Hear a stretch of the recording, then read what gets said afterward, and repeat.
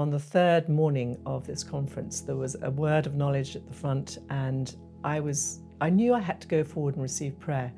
But the issue was I had a very full bladder. So I had this conversation with God, which do I do first, Lord?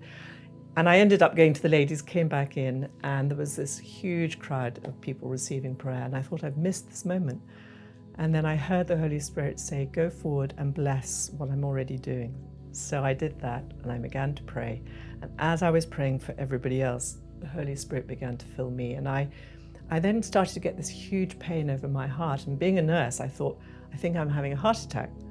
And I ended up lying on the floor, and the pain got worse and worse. And then I heard another girl who by then was praying for me turn to someone and say, don't worry, God is just breaking her heart. Yes. And as she said those words, I remember saying, Lord, break my heart for what breaks yours. Yes. And I let him do it, but it was hugely significant.